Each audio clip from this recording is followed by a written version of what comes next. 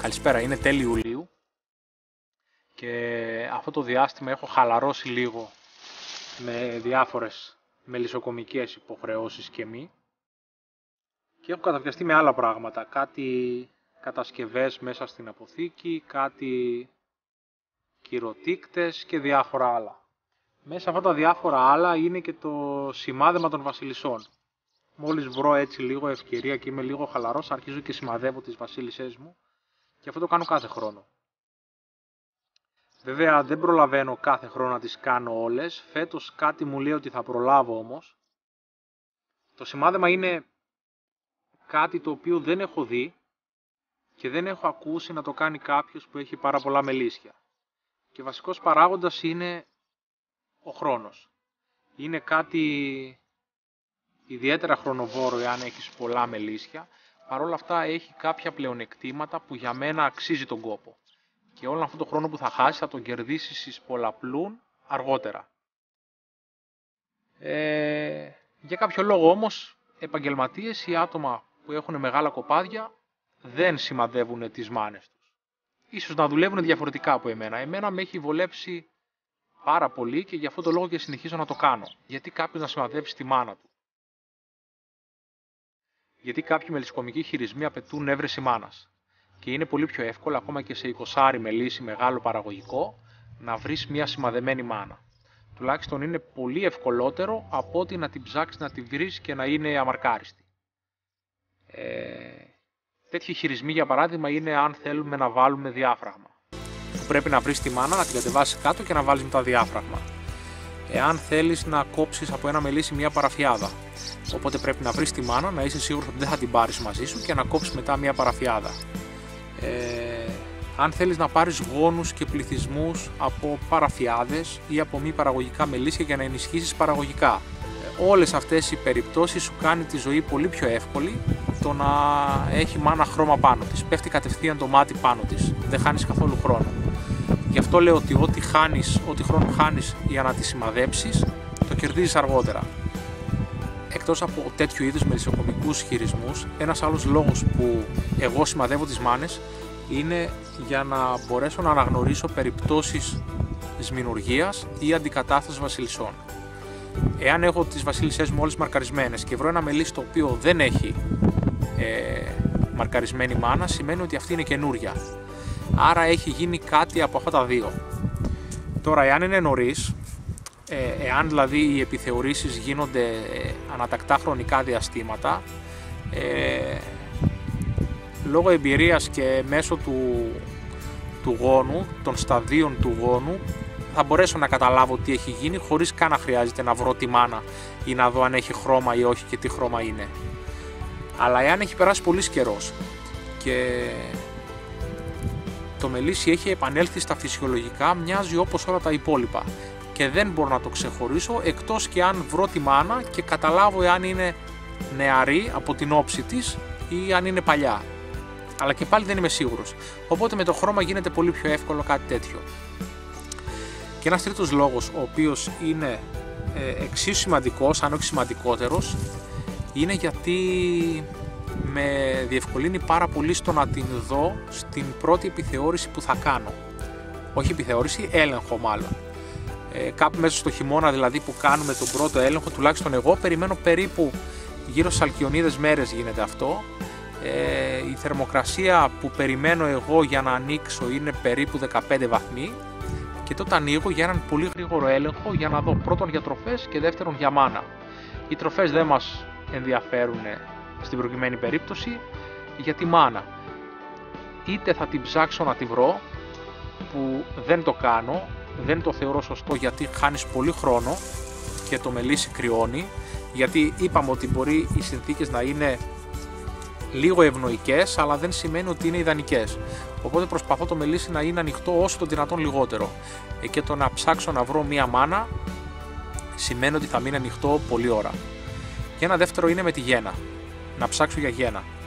Αλλά κάποιες βασίλισσες δεν ξεκινάνε να γεννάνε τόσο νωρίς. Οπότε μπορεί να μην υπάρχει γένα και να ψάχνω κάτι το οποίο δεν υπάρχει. Επίσης, αν έχει αρχίσει γένα, θα έχει πολύ μικρή έκταση ο γόνος. Θα είναι ας πούμε όσο ένα τασάκι, σε ένα πλαίσιο, σε δύο πλαίσια.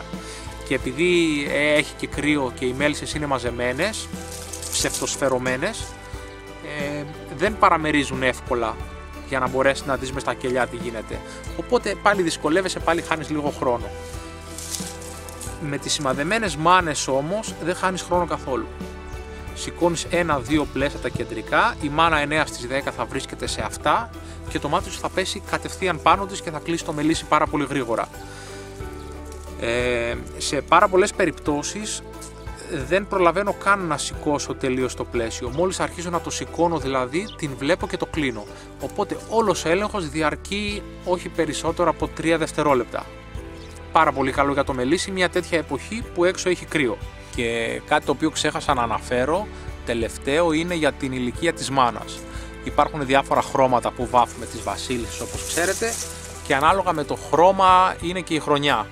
Οπότε μία μάνα γνωρίζεις την ηλικία της. Για μένα αυτό είναι πολύ σημαντικό γιατί προγραμματίζω αντικαταστάσεις. Θέλω να είναι το μελισσοκομείο μου ελεγχόμενο. Οπότε αν και βάζω πινέζες στις κυψέλες και γνωρίζω την ηλικία της κάθε μάνας χωρίς καν να ανοίξω να την ψάξω, παρόλα αυτά η πινέζα μπορεί να χάνεται ή όταν θα κάνω απολύμανση κυψέλες και θα κάνω τράμπα σε καινούργια κυψέλη να ξεχάσω να βάλω την πινέζα. Οπότε μια μάνα σημαδεμένη μου λέει κατευθείαν βλέποντας την ηλικία της. Ας δούμε λοιπόν τώρα 3 μελισσάκια να σημαδέψουμε 3 μάνες με 3 διαφορετικούς τρόπους, τους οποίους τους χρησιμοποιώ και τους 3 ανάλογα με την περίσταση. Αυτές είναι φετινές παραφιάδες, οπότε θα σημαδευτούν με πράσινο χρώμα, εκτός και αν κάνω κάποιο τραγικό λάθος και δεν είναι πράσινο το χρώμα του 19.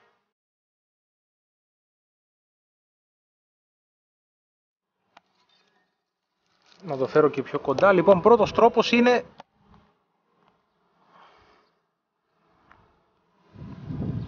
με το χέρι.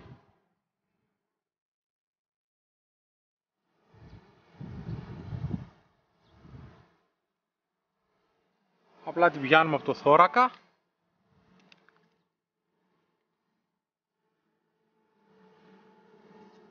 και τη βάφουμε.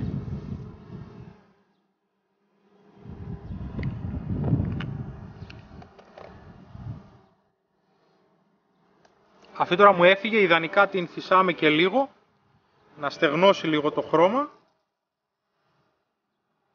και είμαστε έτοιμοι. Και εδώ είναι.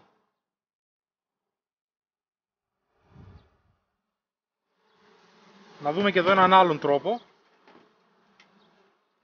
Με αυτό εδώ το εξαρτηματάκι.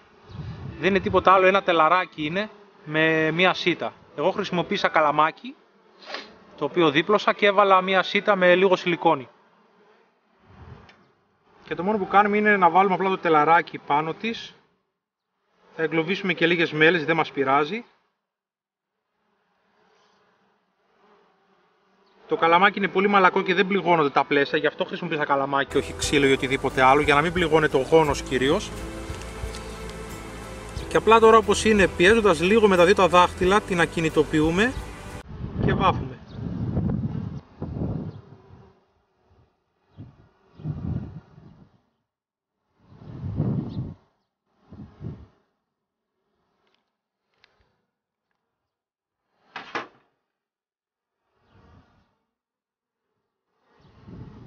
Φυσάμε λίγο για να στεγνώσει λίγο το χρώμα και την απελευθερώνουμε.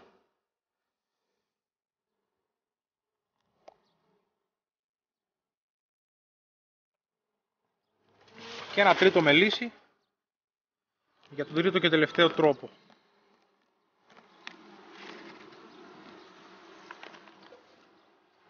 Είναι με αυτό εδώ το σωληνάριο.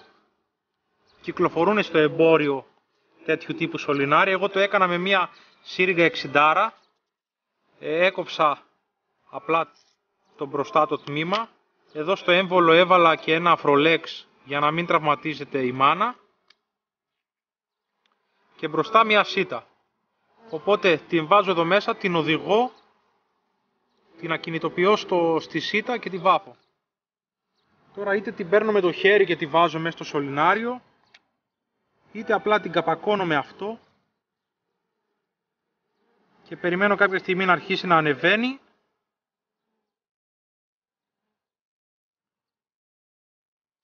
Για να την κλείσω, να βάλω το έμβολο.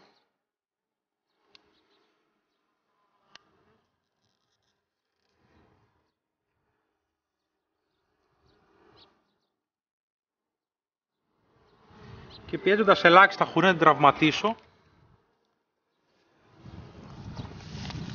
την ακινητοποιώ. Και τώρα είναι πολύ εύκολο να τη βάψω.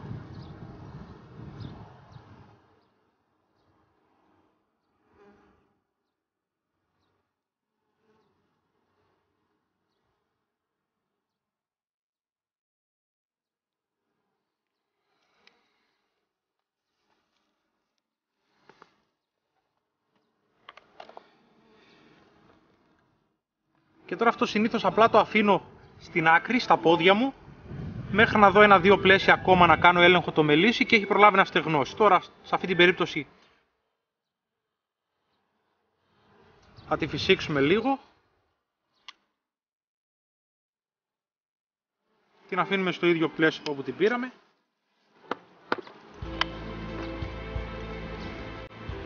Και είναι έτοιμη. Το μόνο βασικό μειονέκτημα είναι ότι απαιτεί χρόνο. Και μάλιστα απαιτεί αρκετό χρόνο. Και ένα ακόμη το οποίο εμένα όμως δεν μου έχει συμβεί, κάποιοι το λένε αυτό, ότι υπάρχει κίνδυνος να σου κόψουν τη μάνα. Όταν θα τη βάψεις δηλαδή, τη στιγμή που θα την αφήσεις, μετά από λίγο να την κόψουν. Γιατί θα είναι αναστατωμένη, θα κινείται περίεργα, θα μυρίζει και λίγο η μπογιά, ενδεχομένως να την πιάσουμε και με το χέρι να μυρίζει και δικιά μας μυρωδιά και να την κουβαριάσουν. Εμένα προσωπικά δεν με έχει συμβεί ούτε μία φορά. Αυτούς τους 3 τρόπους ξέρω εγώ και αυτούς τους 3 χρησιμοποιώ ανάλογα με την περίσταση, ανάλογα με το τι έχω εκείνη τη στιγμή και το πώς θέλω να το κάνω. Τώρα από αυτούς τους 3, εάν θέλουμε να τους κατατάξουμε με βάση το χρόνο που απαιτείται για να κάνει το βάψιμο, ο πιο γρήγορος είναι αυτός που την πιάνει στο χέρι. Ο πιο γρήγορος, πιο απλός και πιο εύκολος. Απλά θέλει λίγο εμπειρία και λίγο εξοικείωση για να μην την τραυματίσεις όπως την πιάνεις. Ο πιο γρήγορος λοιπόν είναι αυτός με το χέρι. Μετά πάει αυτός που βάζεις εκείνη τη συσκευή με το καλαμάκι που έδειξα, εκείνο το τριγωνάκι και την βάφεις. Και ο πιο χρονοβόρος, τρίτος, είναι αυτός με το σωληνάριο. Από άποψη όμως πρακτικότητας, εμένα με βολεύει περισσότερο αυτός με το σωληνάριο, γιατί την βάφω, την αφήνω όπως είπα πριν λίγο στην άκρη και μέχρι να δω 1-2 πλαίσια ακόμα ή να κάνω την επιθεώρηση που θέλω, έχει στεγνώσει και την απελευθερώνω. Ενώ με τους υπόλοιπους τρόπους πρέπει, όπως την έχω εγκλωβίσει και την έχω βάψει, να την φυσήξω, να περιμένω λίγο για να την αφήσω. Οπότε λοιπόν, αν θέλουμε να τα κατατάξουμε με βάση την πρακτικότητα, δική μου γνώμη, είναι πρώτα το σωληνάριο, μετά είναι το τριγωνάκι και μετά είναι το να την πιάσει το χέρι. Αυτό είναι το σημερινό βίντεο. Ελπίζω να σας άρεσε. Ενδεχομένως να υπάρχει και κάποιος άλλος τρόπος που εγώ δεν το γνωρίζω. Αυτούς τους 3 ξέρω μόνο. Ευχαριστώ πολύ για την παρέα σας. Μέχρι την επόμενη φορά να είστε καλά. Γεια σας.